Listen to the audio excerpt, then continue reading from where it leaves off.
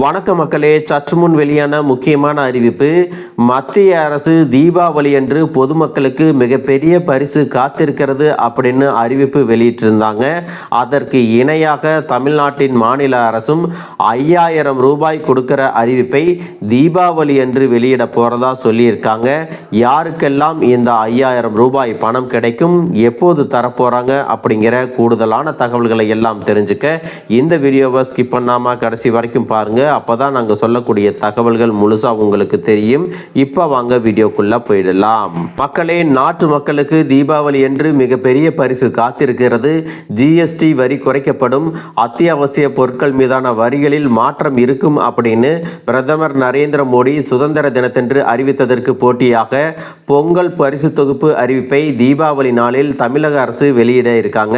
இதற்கு 10,000 கோடி ரூபாய் தேவை என்பதால் அதற்கான நிதி ஏற்பாட்டை மேற்கொள்ளுமாறு நிதித்துறையை அரசு அறிவுறுத்தி இருக்காங்க. தமிழகத்தில் பொங்கல் பண்டிகைக்கு பார்த்தீங்கன்னா ரேஷன் கடை வாயிலாக 2,20,00,000 ரேஷன் கார்டுதாரர்களுக்கு பொங்கல் பரிசு தொகுப்பு வழங்கப்படுகிறது.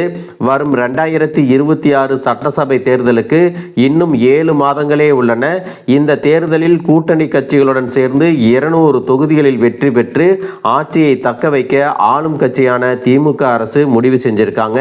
இதற்காக வாக்காளர்களை கவரும் வகையில் பல்வேறு திட்டங்களை எல்லாம் தமிழ்நாடு அரசு செயல்படுத்தி வருகிறது.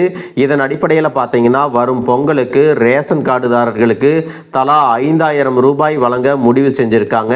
இது குறித்து கூட்டுறவு மற்றும் உணவுத்துறை அதிகாரி என்ன சொல்லியிருக்காங்க அப்படின்னு பார்த்தீங்கன்னா, தீபாவளி பண்டிகைக்கு இன்னும் 2 மாதங்கள் உள்ளன.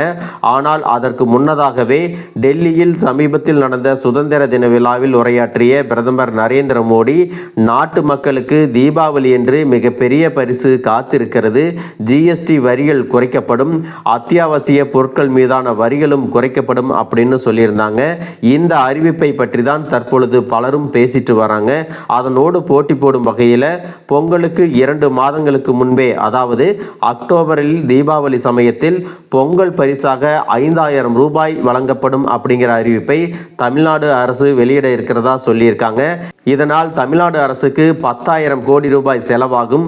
அதற்கான நிதி திரட்டும் பணிகளில் கவனம் செலுத்தி அவசியமில்லாத செலவுகளை குறைத்து நிதி ஒதுக்கீடு செய்வதற்கு வழிவகை மேற்கொள்ளுமாறு நிதித்துறையை தமிழ்நாடு அரசு அறிவுறுத்தியிருக்காங்க. மக்களே, தமிழ்நாட்டில் பொங்கல் பரிசா இது வரைக்கும் என்னென்ன கொடுத்திருக்காங்க அப்படின்னு பார்த்தீங்கன்னா, 2006 2011 வரையும் இருந்த திமுக ஆட்சியில் அப்போது சர்க்கரை, பொங்கல் தயாரிக்க பயன்படும் பச்சரிசி, வெல்லம், முந்திரி, திராட்சை, ஏலக்காய் ஆகியவை குறிப்பிட்ட எடையில் வழங்கப்பட்டன. அதற்கு பிறகு 2011 முதல் 16 வரை இருக்கக்கூடிய அதிமுக ஆட்சியில் தலா 1 கிலோ பச்சரிசி, சர்க்கரை, கரும்பு 100 ரூபாய் ரொக்கம் வழங்கப்பட்டது.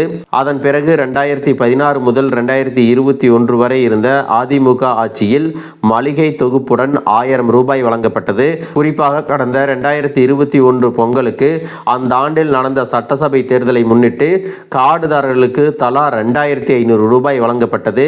பின் ஆட்சி மாற்றம் ஏற்பட்ட நிலையில் 2022 பொங்கலுக்கு 500 ரூபாய் மதிப்புள்ள மளிகை தொகுப்பு வழங்க அடுத்த 2 ஆண்டுகளுக்கும் தலா 1000 ரூபாய் ரொக்கமும் பச்சரிசி, சர்க்கரை, கரும்பு எல்லாம் வழங்கப்பட்டது.